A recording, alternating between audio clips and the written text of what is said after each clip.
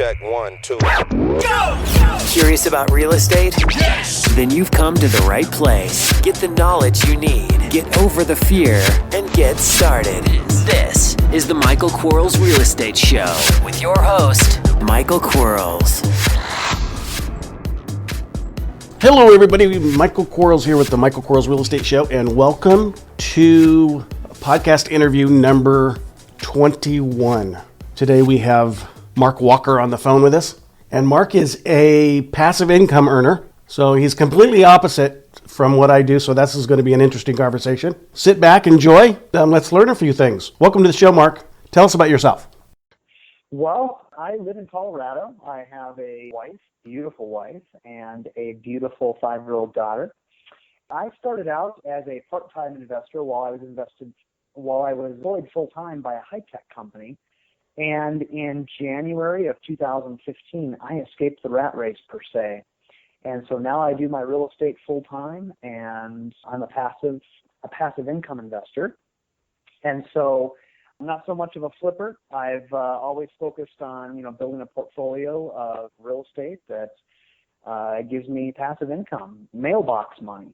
So I started out doing small deals and graduated into doing larger multifamily deals. So did I hear you right? Did you say January of 2000? What year was it? 2015. That's when I escaped the rat race. I had enough passive income to quit my job. What did you define as the criteria for enough, if you don't mind sharing? The criteria for what? What was enough for you? Like I always tell my students or advise them, when they can double their income, then they can start contemplating leaving that income. Because if we can't double it, we certainly can't replace it. So yeah. What was it for you? Well, for me, I always had a number in mind as I was building up my portfolio.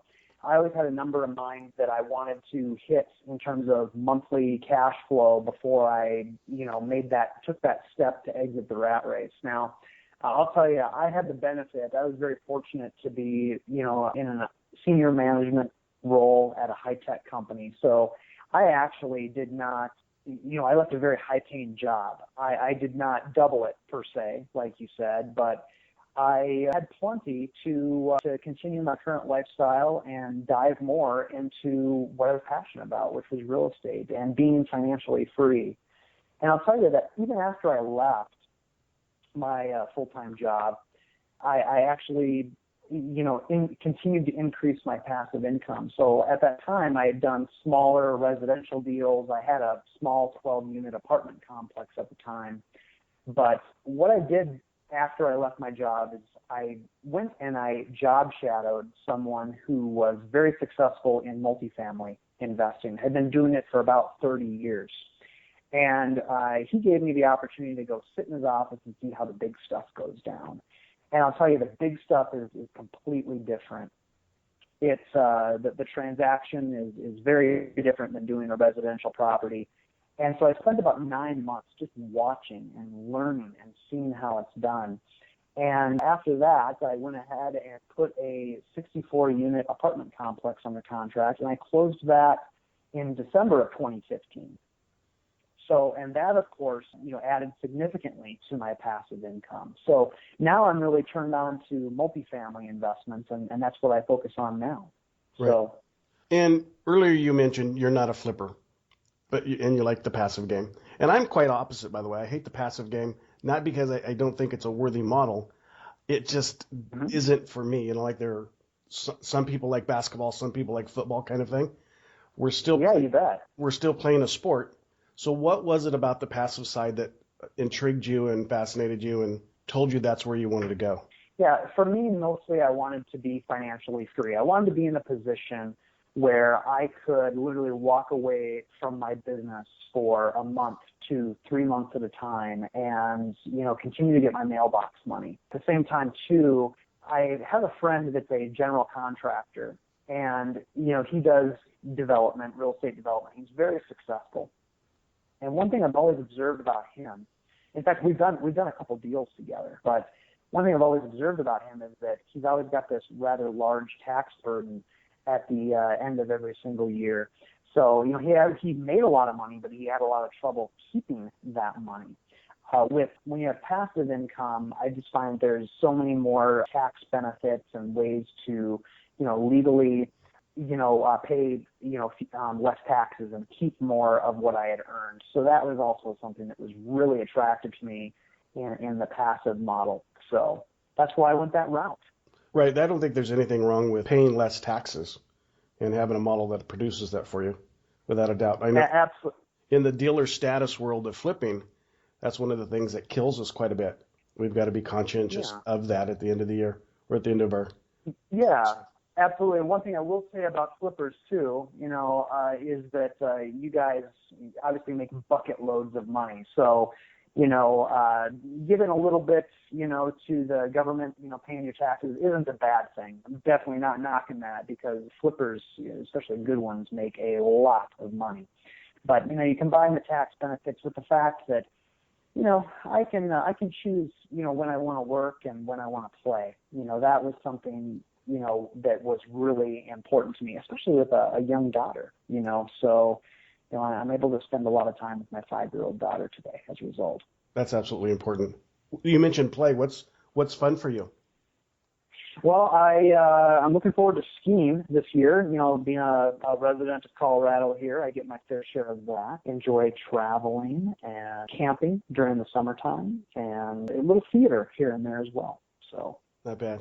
I was interviewing an individual who is in the real estate business, and he likes scuba diving. It just wouldn't be something I'd find attractive. I've only done that one time. My wife and I were in Maui, and we took a half day lesson, and they let you go about maybe 30 feet under the water. And I'll say, first of all, it was exhausting. Afterwards, I was exhausted. I wasn't expecting that, but at the same time, I really felt like, boy, I'm someplace where I just don't belong. This far underwater. It was a really amazing experience. You should give it a try. I don't know if I'm claustrophobic or not. I would think that you'd have a tendency of being that at the beginning. So yeah, I can see that. So what's your goal in real estate? Where do you want to, at the end of the day, the lifetime, years down the road, where do you want to sit from a real estate perspective? I just want to continue to acquire assets and, gain passive income.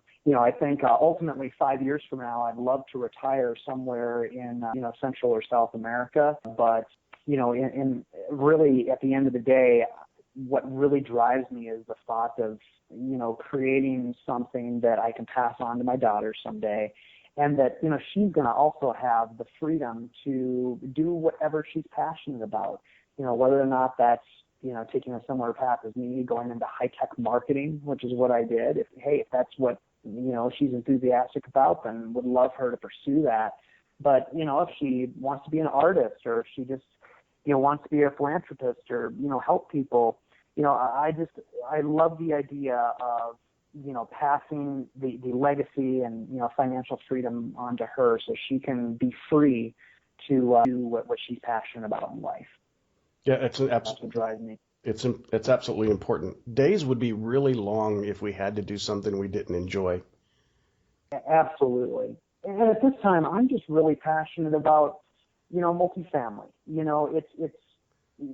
It's like playing the game cash flow. I know a lot of us have read that book by Robert Kiyosaki, Rich Dad, Poor Dad. That was originally a brochure for the game that he created called Cash Flow. And the point of that game is you start doing small deals, and then you graduate from the rat race and you start doing large deals. That's very much what my journey has looked like. I started doing smaller deals, and now I'm doing larger ones. And there's a lot of things that I love about multifamily. There's a lot of advantages to it. For example, one of those advantages is you get economies of scale. I think that's, kind of the given, when it comes to doing a larger deal like that. But at the same time, multifamily properties are valued differently. I think doing residential, what ultimately determines the value, and this is a generalization, but what determines your value is oftentimes what people are willing to pay for it. Sure. And when it comes to larger commercial and multifamily properties, they're appraised or valued based on the income approach. So if I can increase my income and decrease my expenses, thus increase my net operating income as a whole, then I get the benefit of forced depreciation. Right. And that property is valued more.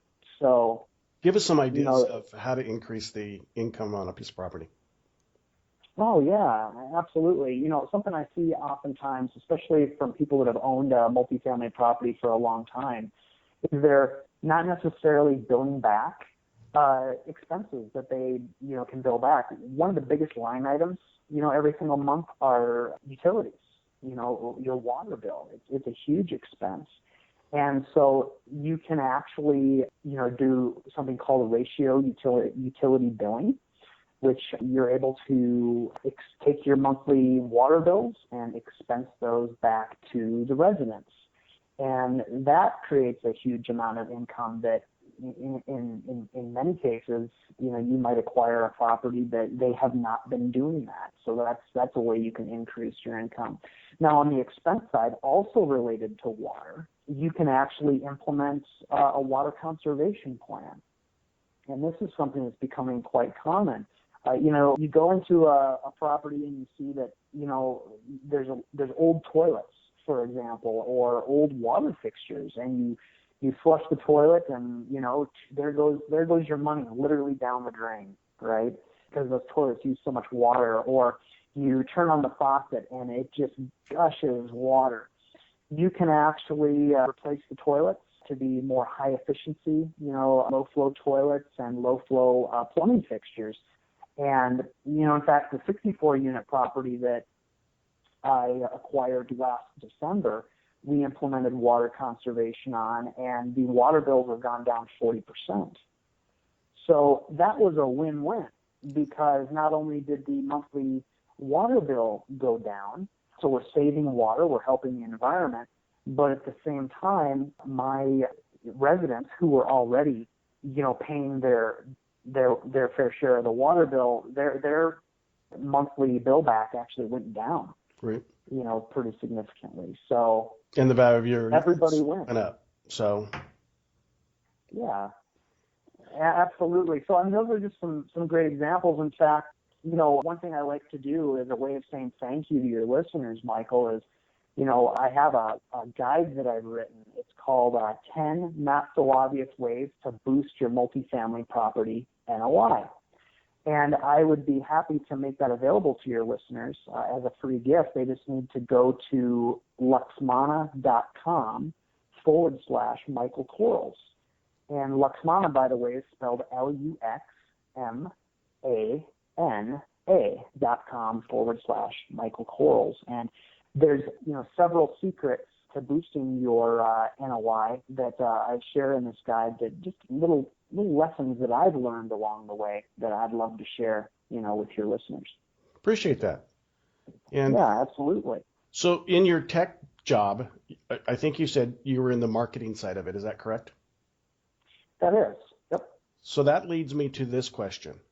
How do you find these properties? Do you have a secret sauce that you can? I don't know if my sauce is necessarily secret. It just requires a lot of, commitment. I actually call a lot of owners and reach out to them. And of course, you got to keep in mind, too, these guys are getting called by brokers, left and right as well. But I call and talk to a lot of owners. Now, the way that I kind of, hone in, take more of a rifle approach as opposed to a shotgun approach.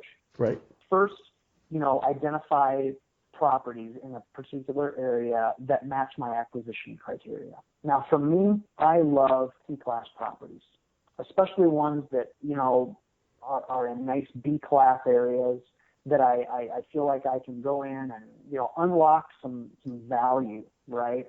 And get that forced appreciation, and raise rents and things like that. So I start by, targeting the areas and the properties that I want to invest in. And then I pick up the phone and I start calling those owners. And, again, these guys are getting called by brokers left and right. And frankly, it drives, as property owners, it can drive us a little crazy at times. But when I tell them, hey, I'm a principal, I'm not a broker looking to get a listing or anything like that, but, I'm just curious, what the plans are with your property, if you would entertain an offer from me. And, I start with that kind of conversation. Sometimes it's a quick one. They're happy with where they're at. They're not looking to sell, and we just keep in touch. Sometimes we swap ideas, as fellow owners. But other times they'll say, I have been thinking about selling my property, and you go into the next step. If you can get a rent roll from them and a T12 financial statement. And based on those two things, you can typically get the information that you need to determine whether or not, that's going to be a good acquisition for you, and you can make them an offer. So that's what I do. Now, you're in Colorado. Do you only invest in your state, or do you go outside of that area? No, I actually invest in Texas as well. But I'll tell you, when I started out, in fact, I still have a lot of properties here in the Denver metro area. They're all cash flowing properties. They're, my bread and butter, I guess you could say. But, back when a little over a year ago, I realized that the market here in Colorado has just become so hot that it's so much of a seller's market. I wasn't going to find anything that matched my acquisition criteria. And I'll just stress that, my acquisition criteria. I know there's other investors that are still very active here and they do well, but my particular strategy and investment criteria, there was just nothing here for me. And so I started looking in Texas, and that's when I found this 64-unit apartment complex. Another thing that I'd say, too, that when I look to invest in another area, the first thing that I do is I reach out to build my systems up in that area. Because I'll tell you, when we talk about secret sauce, for me, my secret sauce is the systems. Everything from my property management company to working with having relationships with the right lenders to help me with the acquisition to, insurance agents and providers. Right. But especially the property management company. I'm not physically in Texas, obviously. I go down every once in a while, but I'm dependent on a property management company to run the day-to-day of that property. Well, if it's so truly, I put a lot of time to that. If it's truly passive, then you should be completely hands-off. So that's right. Which is why, I have passive income. I just call them businesses that I don't have to work. Right. And if we look at it the same way, it's whatever churns dollars for us, we take it from there. So you're not afraid of the virtual multifamily investing market? I'm not, and the reason for that is because I put a lot of time in upfront to vetting my property management company and their systems. So I think that's something that oftentimes people overlook when they look to hire a property manager. They look to the people. And they say, and they interview the people at the property management company, and they say, okay, yeah, that's a good person. These are good people. That they seem sharp. I think they're going to be a good property manager. I spend more time understanding, what their systems are. Like, for example, what happens if somebody doesn't pay their rent? What system do you have in place to deal with that? Same thing, like even with the software that they use. What property management software do they use, and can I, gain access to it? And am I going to be able to go in and, find real-time information so I know what types of questions I need to be asking, and to find out if my property is, performing the way it should, the way it's expected, or if there's, money being left on the table. So, I think that's really important, is to, take that approach that when you talk to property managers and you interview them, that you really put emphasis in understanding what does their back-end office look like and what do their systems look like. What are the other characteristics you look for in the market that you go to besides the key is, sounds like the property management? Mm-hmm. Are we looking for industry? Are we looking for population growth? Are you looking at Yeah. schools? Are you looking for military areas? What are you looking for there? Yeah, I'm looking at a lot of things you listed off. Probably some of the more important ones is I'm looking for job growth, and I'm looking for, obviously, housing shortages, right? Right. I want to invest in areas that, are already getting investment. I tend to follow the money in that sense, right? I look at, areas that are being built up, maybe retail is coming in, that there's other companies out there that are investing to build that area up. That's oftentimes where the value add component comes into play for my property. So if I see that investment is happening, then I can go in and I can identify an existing property asset that, does not appear to be keeping up with the investment that's happening around it. I can go in and I can invest the CapEx to unlock some hidden value in that property. And by doing that, I can raise rents, at that property and, again, invest in things like water conservation and other things to decrease the expenses and unlock some hidden value. I also look not only for the job growth, but I also pay attention to the census data to make sure that there's actually wage growth. Oftentimes when you're raising rents, one thing you don't want to overlook is you don't typically want your residents to have income that's at least 2.5 to 3 times the rent. And so you want to pay attention to the job growth and the wage growth to make sure that wages, the average incomes and stuff are enough to pay the rents that you're expecting to get for that property. So that's another thing that I look at as well in an area. And that's kind of, I would imagine it's a little bit of a catch-22 because if you're following some of the growth patterns in an area and you get there too late, then you're dealing with what you dealing with in Denver, where the properties Right. are, they're easy to sell, so they can get a good price for them. So getting into the marketplace at the right time, I think it would probably be important from a passive income perspective. See, in the flipping, in my arena, when things go up, that's great. We love it because that means they're in high demand. Our days on market's going to be limited. Right. In your market, that could be a little negative as well. That's a really good point. I completely agree with that. To a certain extent, you have to, be one of the first guys to the party if you're wanting to invest for passive income. So, again, too, that's why I also like the value add deals because, I can even, maybe even see what some other people are doing to some of the properties in the area. And I can, they've almost done proof of concept for me. Right. They can, I can see that, they did these renovations and they were able to successfully raise rents $100 or $150 a unit. Now, if I can just, find a property nearby, then I have a proof of concept that I can do the same thing. Right. But I completely agree with you. Yeah, you have a really good point there. You have to be, on the front end of that curve if you're looking to invest for passive income. Right. So we've been talking about used property. Why not new property? In my area, Bakersfield, California, there is, of course, we have a lot of used inventory that turns, but we also have good new areas that build. So have you ever gone into the new building arena, or is that just something you want to stay away from? That is something that I did back in 2010 and through about 2012. I mentioned earlier that I know a general contractor, and we partnered on a couple deals in a trendy part of Denver between 2010 and 2012. So what we did is we bought an existing single-family home in a trendy area. We scraped it and we replaced that house with a 3-story duplex.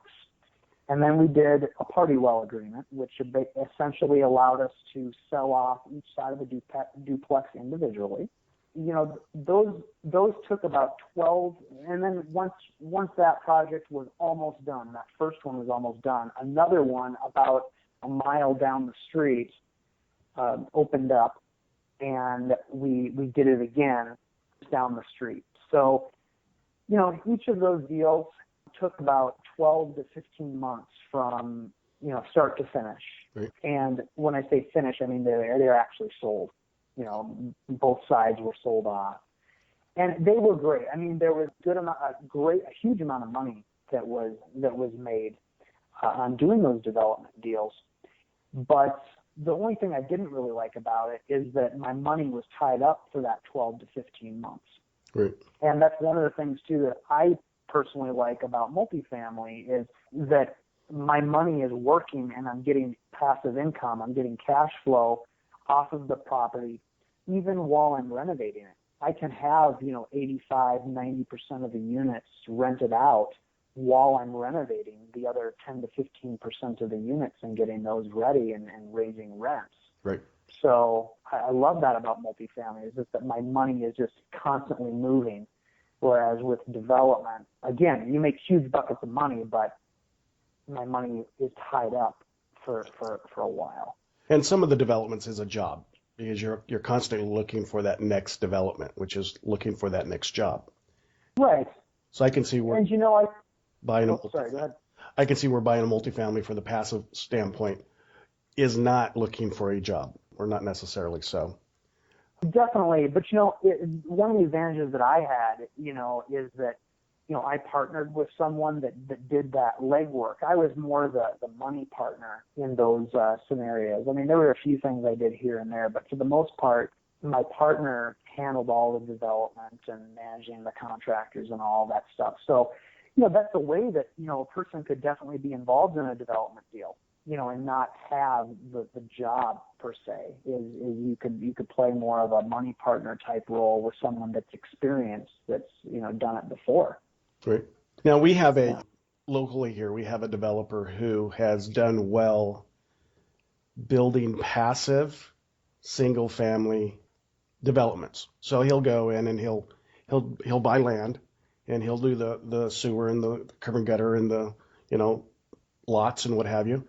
And then he'll put a bunch of single families up, but he keeps them from a passive perspective. He enjoys that. Any experience along those lines?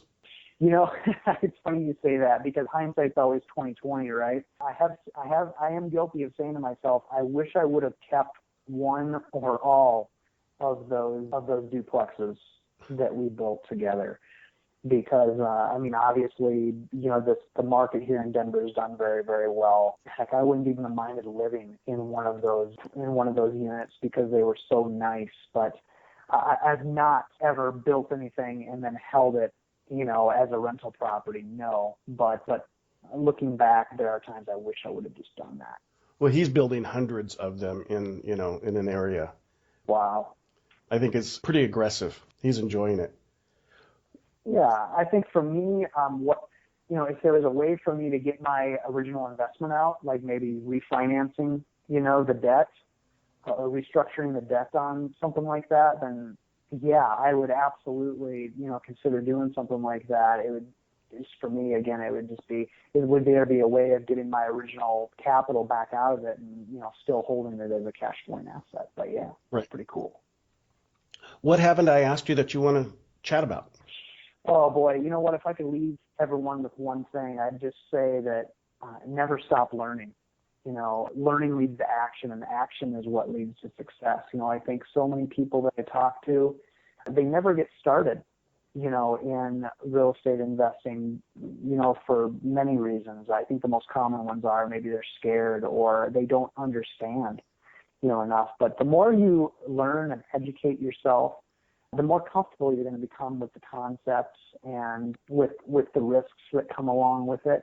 And then, with that, you'll start to take action. And that's the other thing, is that so many of us, we're never going to have success if we don't take action. So, I really recommend that, even if all you're doing is you're, going online and you're looking at properties that are listed for sale and you're doing a quick analysis on them, most likely you're not going to end up buying, or the numbers aren't going to work on the far majority of the properties that you do your analysis on. But what's important is that you're taking action. You're learning through that process. Right. And when the right deal does come along, you're going to know exactly what it looks like because you've spent the time to learn and to take that action. So, never stop learning. Learning leads to action, and action leads to success. Absolutely. And I think the never stop learning. I think that's probably the reason Michael Jordan practiced basketball until the day he retired. They say he was the best. Yeah, I love it. I read something too that he had said that, and I'm not a huge, basketball, follower. So it sounds like you might be. So you can correct me if I'm wrong. But I heard him say, he's known for, making the most baskets. But one thing he said is that what people don't talk about is that he's also missed the most shots. Right. And the reason that he's so successful is because he took the most shots. Right. So I think that he's a great example. Right. He absolutely didn't let no get in his way. Mm-hmm. Some of us allow that to happen, and unfortunately that stops us before we get started. Yeah. I appreciate the opportunity to say hello and meet you. Have you on the show. Likewise. Remind us again, how do people find you? Go to www.luxmana.com/Michael Quarles. And Luxmana is spelled Luxmana. Very good. Well, we appreciate it again. We'll have you back, okay? Well, thank you so much for the opportunity. I really enjoyed our conversation, Michael. Thank you. Thank you. Well, that was fun.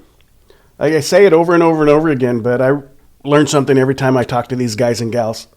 And especially when we chat about things that I don't do. There were some nuggets in there. Hopefully you guys listened to them and heard them. I kind of like the idea of buying something at its value today and you being responsible for increasing the value. So you don't have to wait for the market to increase value. That's kind of pretty cool. We don't get an opportunity to do that in the flipping business unless we go out there and do a major rehab. But even at that rate, we're still not doing it like Mark's doing it with decreasing expenses, increasing rents to create that value. I think that's pretty cool that he can do that pretty instantly. Until next time, you guys take care. Bye-bye. Thanks for listening to the Michael Quarles Real Estate Show. Get more info and stay in touch at michaelquarles.com.